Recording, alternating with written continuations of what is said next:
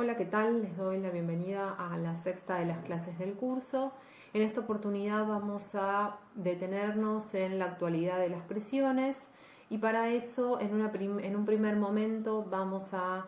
reconstruir algunas categorías conceptuales que tienen pretensión explicativa respecto de las prisiones locales en la actualidad, y después vamos a avanzar en torno de algunas problemáticas, lo que considero son de las problemáticas más significativas que atraviesan, o los fenómenos más significativos que atraviesan las cárceles argentinas. Y no solamente son especialmente significativos, sino que además tenemos distintas producciones académicas que han abordado precisamente estas temáticas y a partir de las cuales vamos a poder discutirlas. En primer lugar, vamos a trabajar con un texto clásico de Máximo Soso, que publicó en el año 2008 en forma de artículo, y después tiene otras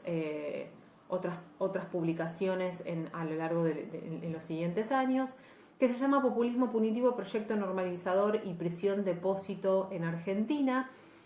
Es un texto en donde por primera vez en habla hispana vamos a estar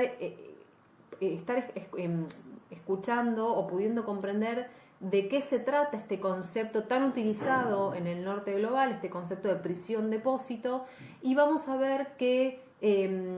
capacidad explicativa tiene para caracterizar el funcionamiento de las prisiones locales.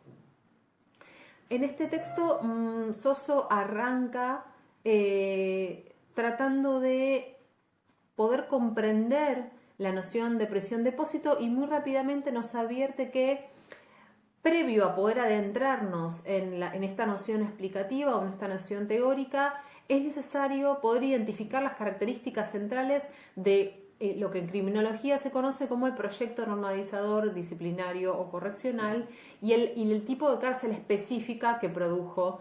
este proyecto. Lo que nos va a proponer Soso es que no podemos comprender las transformaciones o las diferencias que implicó la emergencia de la prisión de tipo depósito si antes no conocemos qué se entiende por prisión correccional. El proyecto normalizador o correccional o disciplinario, vamos a utilizarlo, estas tres categorías conceptuales las vamos a utilizar como sinónimos entre sí, así lo hace el autor. Es el proyecto o el diagrama de poder que analiza Michel Foucault en Vigilar y Castigar, como recordarán de la primera clase de este curso. Se trata de un proyecto de normalización que se inscribe en la emergencia de la disciplina como tecnología de poder propia de los fines del siglo XVII y comienzos del siglo XVIII. Es una tecnología de poder específica, el diagrama de poder es el diagrama de poder disciplinario, que tiene como blanco la intervención sobre el cuerpo de los individuos. Esto es un repaso casi de la primera de las clases, y busca esa intervención, tiene un sentido específico y está orientada a transformar esos cuerpos en cuerpos dóciles y útiles. Al interior de este proyecto disciplinario va a ser la prisión el dispositivo disciplinario o la institución disciplinaria por excelencia, debido a que reproduce de forma amplificada las características de esta forma de poner. Con el nacimiento de la prisión se instala, con el nacimiento de la prisión como pena hegemónica de la modernidad, se instala rápidamente su función, que como sabrán, esta instancia del curso es una función correctiva, resocializadora o rehabilitadora, y para hacerlo existe una serie de ensambles de discursos y prácticas normalizadoras que buscan moldear la vida secuestrada. Este particular ensamble de discursos y de prácticas fue, por supuesto, mutando a través de los tiempos y de los distintos contextos geográficos, pero está compuesto básicamente, o podríamos sintetizarlo, en torno de 8 dimensiones específicas. La primera de estas dimensiones es el aislamiento, que tiene una doble acepción. En primer lugar, porque se considera al aislamiento como la separación del individuo del cuerpo social, digo, como primera medida necesaria o condición de posibilidad para su corrección, pero también existen, como lo vamos a ver, pero como seguramente ya se imaginarán, distintas formas de aislamiento al interior de la cárcel que buscan impedir la formación de una multitud que potencialmente pueda generar desórdenes y distintos conflictos. La segunda de las dimensiones, después de, justamente en segundo lugar después del aislamiento, es el trabajo, que se presume que es en sí mismo una metodología específica para la corrección, porque incorpora hábitos saludables, evita el ocio, entrena para el acatamiento de orden y el respeto por la jerarquía, y transforma la subjetividad del individuo al incorporar deseos y aspiraciones de un futuro asalariado. De alguna manera, la disciplina del trabajo lo que transforma a los individuos, produciendo lo que podríamos llamar como cabeza de trabajador o mentalidad de trabajador. En tercer lugar, o la tercera de las dimensiones de este proyecto correccional, rehabilitador y disciplinario, es la religión como un elemento, por supuesto, central para la corrección. En este sentido, la expiación, la enmienda y la penitencia, o todos conceptos tan presentes en el funcionamiento de la prisión, comparten una misma raíz de orden religioso. La cuarta de las dimensiones,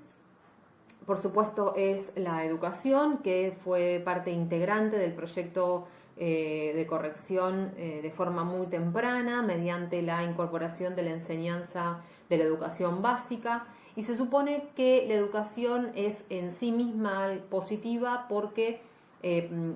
estaría en condiciones de transmitir valores sociales. En quinto lugar está la familia, o el quinto lugar lo ocupa la familia, que siempre al interior de los debates en términos de las posibilidades rehabilitadoras o la potencia correctiva, siempre estuvo en medio de una paradoja. Porque por un lado la familia era entendida como una de las causas del delito, es decir, se entendía, o una corriente al interior de la criminología consideraba que el delito se produce por determinados desajustes o disfuncionalidades familiares, pero también era comprendida, o por otra línea de estos criminólogos y criminólogas, era entendido como un potencial mecanismo de control informal que funcionaba evitando que el preso volviera a delinquir. Y en este sentido es que se promueve desde el proyecto correccional, se promueve el contacto o el vínculo familiar entre el preso y su entorno familiar. La sexta de las dimensiones del proyecto disciplinario es la rehabilitación, el acatamiento de reglas internas. Siempre fue considerado por los ideólogos de este proyecto como un eje central para la corrección, y la reglamentación, por supuesto, está definida por un conjunto de reglas vagas y ambiguas que suele estar sujeta a la interpretación del personal penitenciario. En séptimo lugar, o la séptima de las dimensiones, es una dimensión compleja que está compuesta por la observación, la clasificación y el tratamiento, que esta tríada compone una dimensión en sí misma. Se considera, desde este proyecto, se considera que la observación constante está en condiciones de producir información científica. Desde el propio nacimiento de la antropología criminal y la criminología, se confiaba que podía ayudar a brindar un diagnóstico sobre el cual se puede definir el correcto tratamiento individual para cada una de las personas delincuentes. La octava de las dimensiones es la flexibilización del encierro desde el mismo momento de consolidación de la prisión. Se previó que la pena impuesta pudiera ser flexibilizada, y desde sus comienzos fue un tema especialmente sensible porque no siempre se aplicó en favor del preso, es decir, acortando la duración de las penas, sino que en ocasiones lo que ocurrió fue que la pena terminó siendo indefinida para el caso de aquellos presos que eran, clasificados como incorregibles. Ahora bien, después del raconto o de una breve pasada por las 8 dimensiones que componen o que integran el proyecto disciplinario, correccional o normalizador, el autor nos va a decir que desde el mismo nacimiento de la prisión, este proyecto fue considerado como un fracaso. En el nacimiento, tenemos profusa bibliografía que señala el fracaso del proyecto correccional como una crítica que recibió la prisión a pocos años de empezar a funcionar como pena hegemónica de la modernidad. Y este fracaso tiene distintos motivos o distintas o críticas que apuntaban a distintos blancos. En primer lugar, muy esquemáticamente, las críticas a la prisión, a la correccional, apuntan a que no reduce la criminalidad, es decir, no corrige, sino que por lo contrario lo que produce es reincidencia. Otro de los argumentos principales tiene que ver con que fabrica criminales, considerando que lo que opera con estas personas o lo que sucede con estas personas es que son separadas de una forma muy antinatural del entorno social. Se les hace hacer trabajos que con frecuencia son inútiles, no existe una actividad laboral formativa. Estas personas suelen ser víctimas de la violencia institucional o intracarcelaria de forma frecuente, y al interior de la cárcel lo que se produce también, que es algo que a lo largo de otras clases del curso hemos abordado o han sido abordados por otros autores que pudimos leer. Otra de las críticas es que lo que sucede es que se fomenta una suerte de contagio entre personas infractoras que se encuentran privadas de su libertad por pequeños delitos, y este contagio opera debido a que deben compartir a lo largo de su experiencia de prisonización, deben compartir su vida con otras personas con importantes carreras delictivas o prontuarios delictivos. A pesar de estas críticas que recibió la prisión correccional casi desde su propio nacimiento, la respuesta a estas críticas hasta hace 40 años fue el refuerzo de las características propias de este proyecto con la introducción de algunas pequeñas y relativas modificaciones que no lograron nunca romper con sus principios fundacionales. Sin embargo, desde fines de los 70 en Estados Unidos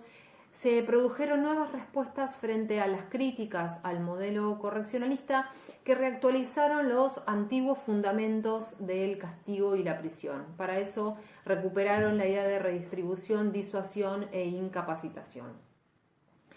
Esta transformación implicó reformas legislativas institucionales, como la reinstalación de la pena de muerte en algunos estados de Estados Unidos, la clausura de las medidas, de la posibilidad de utilizar medidas alternativas para determinados delitos, la limitación de los egresos anticipados para determinados delitos, el incremento de penas también para determinados delitos, la reducción de las consideraciones subjetivas a la hora de determinar la pena, la adopción de lo que en Estados Unidos se conoció como prisiones austeras y sin adornos, en la cual se eliminaron gran parte, en el cual fueron eliminadas gran parte de los espacios y por ende las mismas actividades, los espacios en donde se realizaban distintas actividades vinculadas con el paradigma correccional, y al eliminar los espacios también se eliminaron las actividades en sí, y se propicia en estas cárceles el aislamiento de 23 horas diarias en celda individual. Además,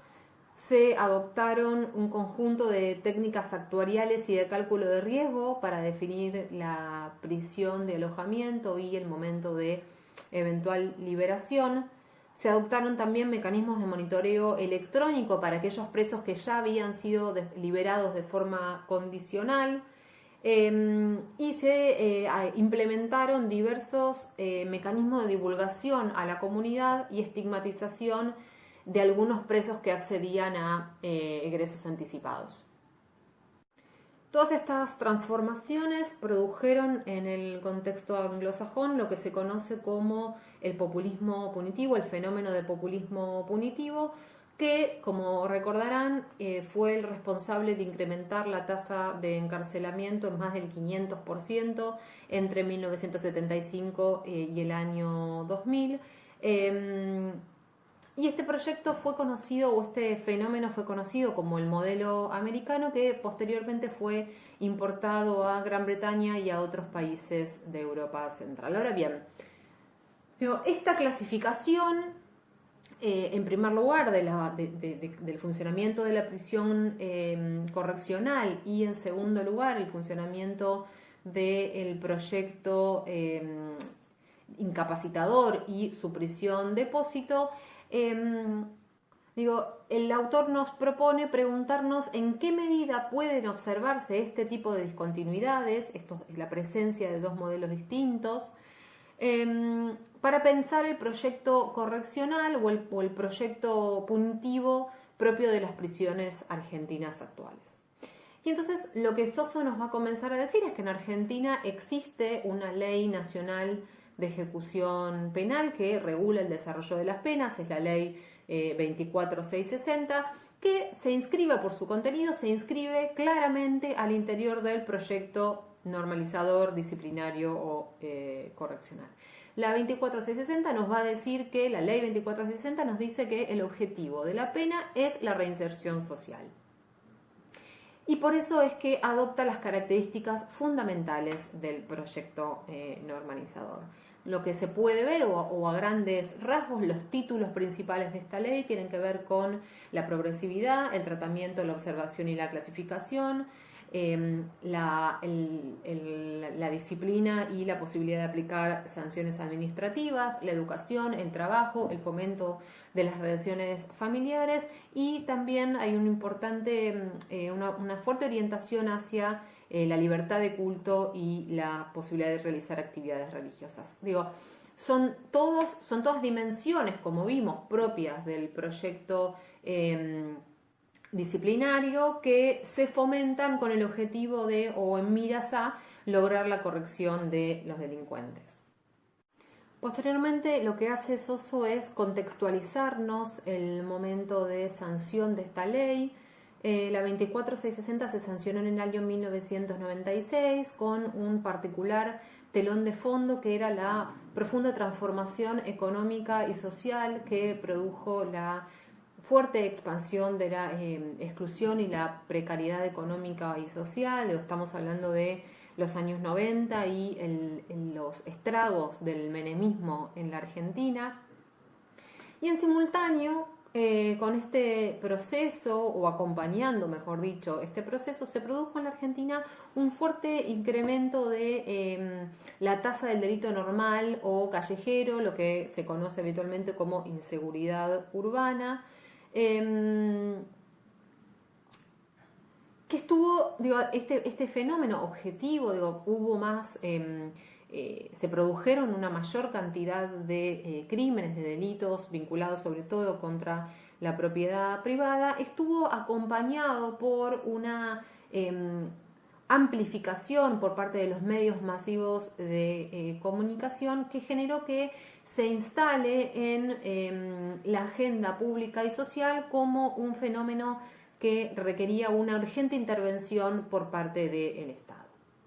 En ese sentido, la inseguridad urbana, o a partir de este proceso, la inseguridad urbana se transformó en una mercancía política o una mercancía electoralista. Y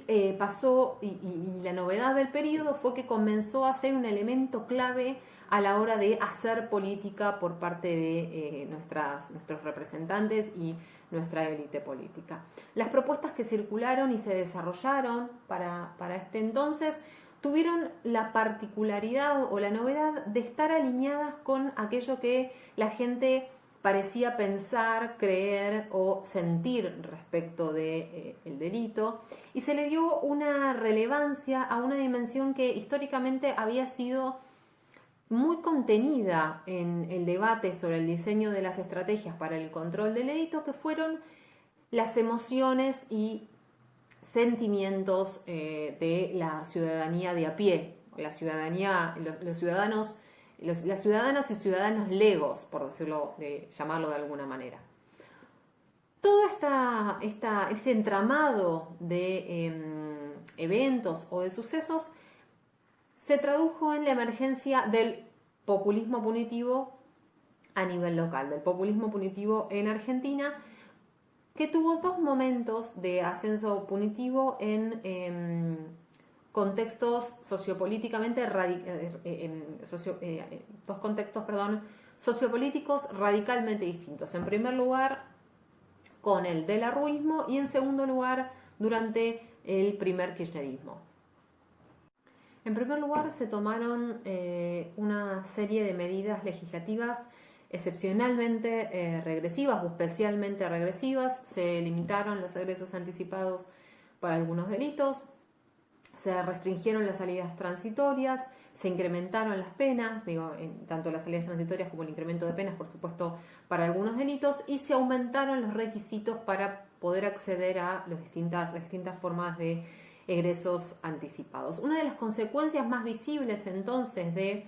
el despliegue del populismo punitivo en Argentina fue el impresionante aumento de la población privada de su libertad en las jurisdicciones más importantes. Es decir, en estas provincias o jurisdicciones más importantes se produjo un importante aumento del fenómeno del encarcelamiento. La conjunción entonces de, por un lado, populismo punitivo, reformas legales regresivas y el impactante aumento de el encarcelamiento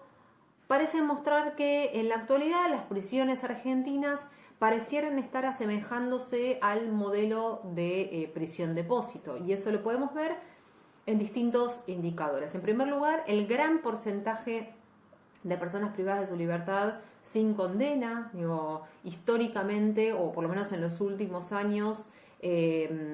más de la mitad de las personas presas en Argentina y en las distintas jurisdicciones eran presos preventivos, o por lo menos que no tenían una condena firme, y eso se debe básicamente a que en Argentina el uso de la prisión preventiva, lejos de ser la excepción, es la regla. El segundo de los indicadores es el aumento de la sobrepoblación y el hacinamiento, cuyo caso más relevante o significativo es el de las prisiones del servicio penitenciario bonaerense. El tercero de los indicadores tiene que ver con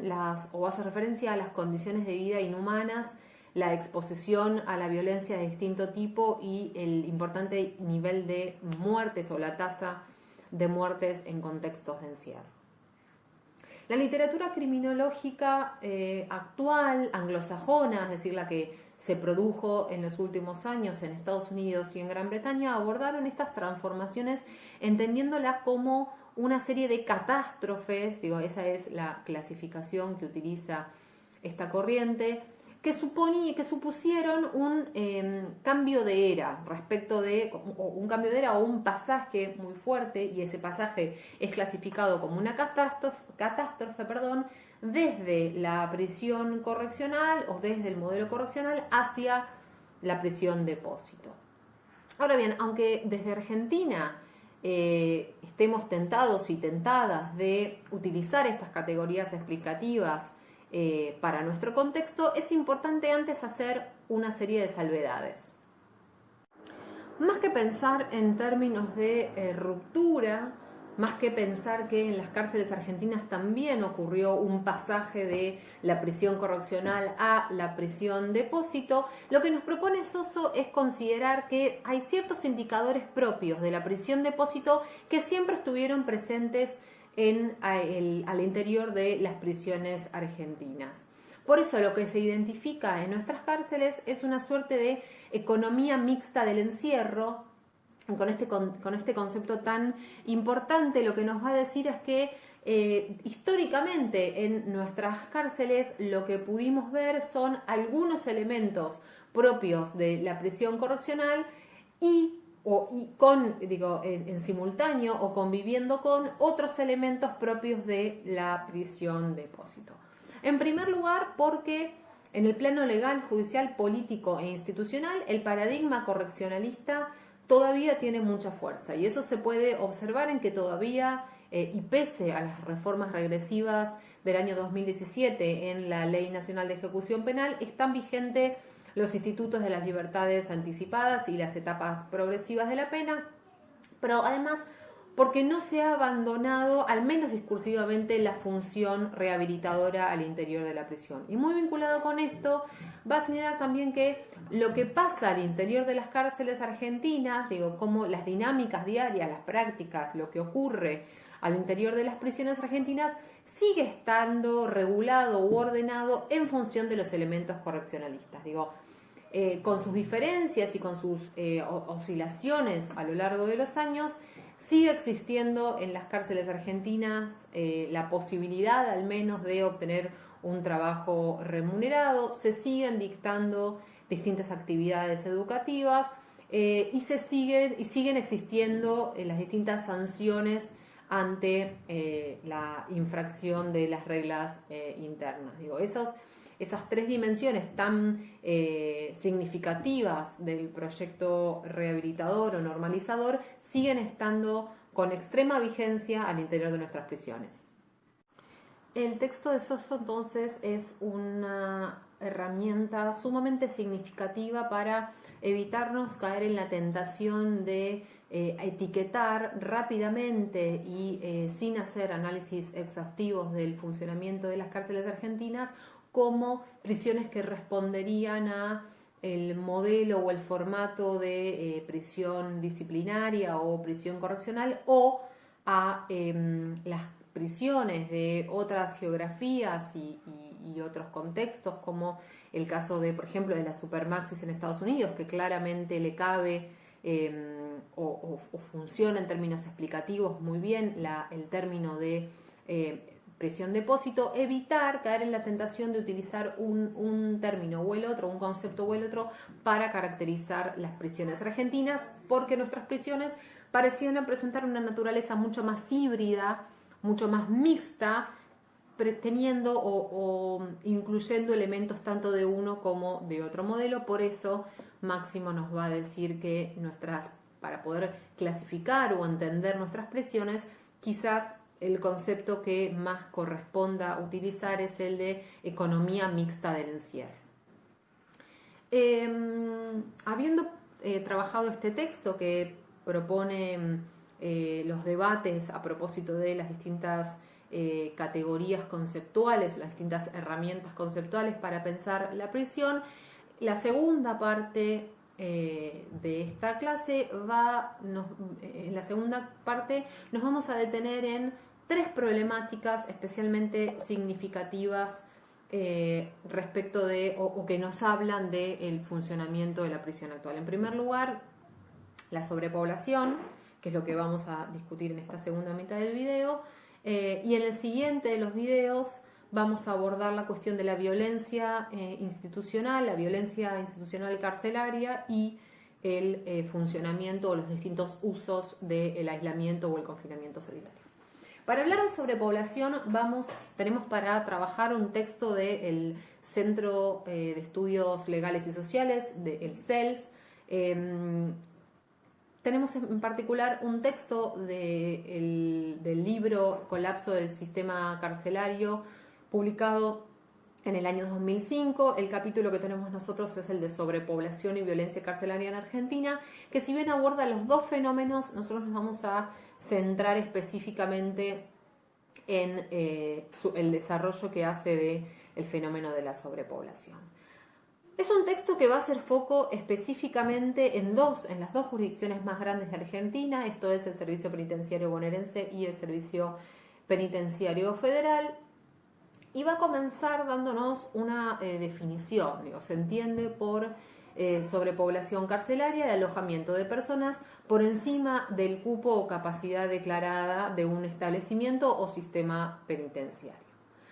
Para conocer cuál es la situación de sobrepoblación del Servicio Penitenciario Federal, SPF, y Servicio Penitenciario Bonaerense, SPB, así como los servicios penitenciarios de otras jurisdicciones, hay distintas fuentes. En primer lugar, están las estadísticas oficiales que produce el Ministerio de Justicia y Derechos Humanos de la Nación, que se publican con el nombre de Sistema Nacional de Estadísticas sobre Ejecución de la Pena, SNEP en su sigla. Pero también hay otras fuentes con las cuales se puede complementar, como por ejemplo las producciones de la Procuración Penitenciaria de la Nación, que es un organismo de control del sistema penitenciario federal. Desde la Procuración Penitenciaria de la Nación publica periódicamente distintos boletines estadísticos en donde la cuestión de la sobrepoblación siempre está muy presente y es uno de los focos principales, pero también en los informes periódicos y anuales que publica. En el caso del Servicio Penitenciario Bonaerense, que es el más grave, la sobrepoblación es un fenómeno histórico. En el SPF es algo más reciente, se pudo ver en términos generales en el año recién 2017. La sobrepoblación, el brutal incremento de la sobrepoblación en el SPB durante fines de los 90 y principios de la década del 2000 produjo que comenzaran a alojarse personas en comisarías. Y las comisarías, como sabrán, son espacios que no están previstos para el alojamiento prolongado de las personas. No es una práctica exclusiva del SPB, también se ha verificado en otras provincias como Santa Fe, Entre Ríos, Córdoba, etc. El problema de la sobrepoblación, además de estos derramamientos o estas consecuencias no deseadas sobre otros espacios de detención no penitenciarios, el problema de la sobrepoblación es que produce hacinamiento, y el hacinamiento es el responsable de muchas otras problemáticas del encierro, como por ejemplo el aumento de la violencia intracarcelaria. El hacinamiento aumenta los niveles de conflictividad en la convivencia debido a que muchas personas viven en espacios de insuficiente tamaño y en inadecuadas condiciones. Intensifica el hacinamiento, el contagio de enfermedades por el lógico amontonamiento, las deficitarias condiciones de higiene y las escasas posibilidades de acceso a la salud. Obtura el desarrollo de la progresividad de la pena porque lógicamente imposibilita o dificulta seriamente que todas las personas puedan acceder a trabajo, educación y actividades recreativas. En conclusión, la sobrepoblación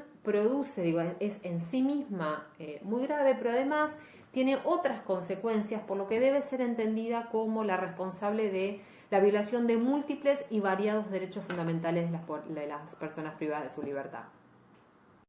Ahora bien, hay distintos factores que promueven la sobrepoblación carcelaria. En primer lugar, lo que nos va a señalar este texto del CELS es que en Argentina no existe un diseño adecuado en materia de política criminal. En Argentina se optó por el derecho penal como vía principal para la resolución de los conflictos, y dentro de ese andamiaje la prisión ha sido la base del sistema punitivo local. Además, la legislación en las últimas décadas ha experimentado serios retrocesos, endureciéndose en los últimos años, como veíamos justo en este video. Ejemplo de ello son las mayores restricciones en materia escarcelatoria. El uso excesivo de la prisión preventiva desde el 2000 provocó el colapso del sistema carcelario, y eso fue una consecuencia que no estuvo anticipada o no llegó a ser prevista por los promotores de esas reformas tan regresivas. El uso limitado, además, de las penas alternativas y los institutos liberatorios como las libertades anticipadas, la semilibertad y las salidas transitorias, complicaron aún más el escenario que finalmente volvió a verse agravado en el año 2017, como les decía recién, con la última de las reformas de la ley de ejecución, la Ley Nacional de Ejecución Penal. En simultáneo, como decíamos, se agravaron las escalas penales de determinados delitos, generando que las personas además en promedio estuvieran más tiempo o tuvieran experiencias de prisionización aún más largas. En resumen, lo que tenemos que considerar es que el aumento de los ingresos, pero también el incremento de la duración de las experiencias de privación de la libertad llevó a la sobrepoblación en Argentina a niveles inesperados. Además de la falta de un correcto diseño en materia de política criminal, el segundo de los factores que promueve la sobrepoblación es la inexistencia de mecanismos jurídicos para evitar la sobrepoblación carcelaria. En Argentina no existen mecanismos ni medidas concretas que impidan el alojamiento de personas por encima de la capacidad de los establecimientos de detención. Pero además, en Argentina, la capacidad declarada de las prisiones es decidida principalmente por las autoridades penitenciarias, con algunas excepciones de intervención judicial en la provincia de Buenos Aires. Sin embargo, con independencia de quién tenga esa responsabilidad, esa decisión respecto de la capacidad, la definición de la capacidad de un establecimiento o sistema, se toma sin tener en consideración los estándares internacionales sobre condiciones mínimas de alojamiento. Y ello conduce a que sean decisiones que entienden que un nuevo cupo se define meramente a partir del agregado de una nueva cama o colchón, cuando la normativa internacional señala que es muy importante considerar también o la creación de un nuevo cupo no solamente tiene que ver con agregar un nuevo espacio para el descanso nocturno, sino también considerar que la nueva persona que vaya a ocupar ese cupo tenga la posibilidad de acceder a trabajo, a educación, a una correcta alimentación y una adecuada atención a su salud.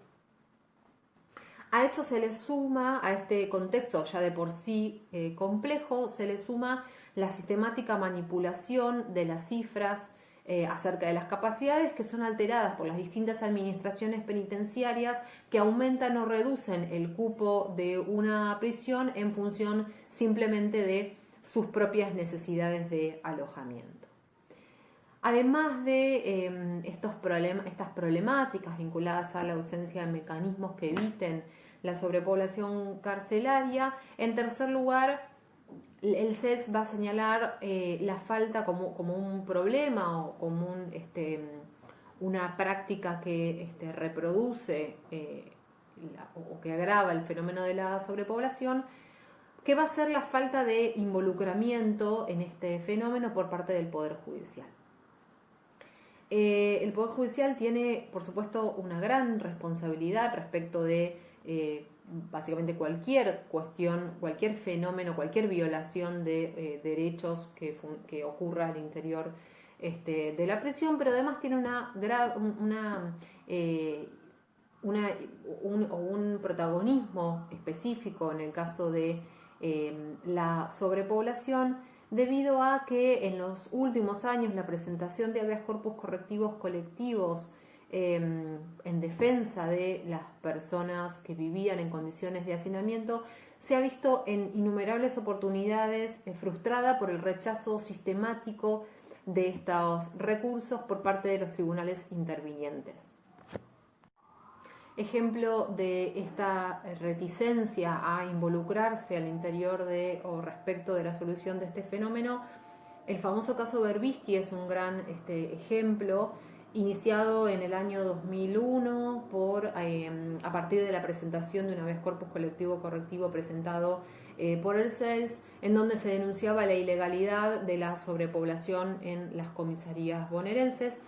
Y pese a ser un proceso judicial que finalmente terminó en un importante éxito en términos de reconocimiento de derechos humanos, todo su proceso penal y su recorrido han mostrado las resistencias del Poder Judicial a brindar control judicial sobre las condiciones de vida de las personas presas. Entonces, como modo de recapitulación, es importante considerar que la sobrepoblación en Argentina tiene algunos elementos o algunos indicadores concretos que permiten comprender su disparada, y también tienen distintos factores, en este caso la falta de un diseño de política criminal adecuado, pero también la ausencia de mecanismos jurídicos que puedan controlar o reducir o impedir la sobrepoblación, y la falta de involucramiento por parte del Poder Judicial podemos entenderlo como factores que no han hecho otra cosa más que agravarlos. Espero les haya servido entonces esta clase, y nos vemos en la siguiente, en donde vamos a trabajar y vamos a discutir sobre los distintos documentos y los distintos textos que abordaron, por un lado, el fenómeno de la violencia institucional al interior de las prisiones, y también los distintos usos del confinamiento solitario. Hasta luego.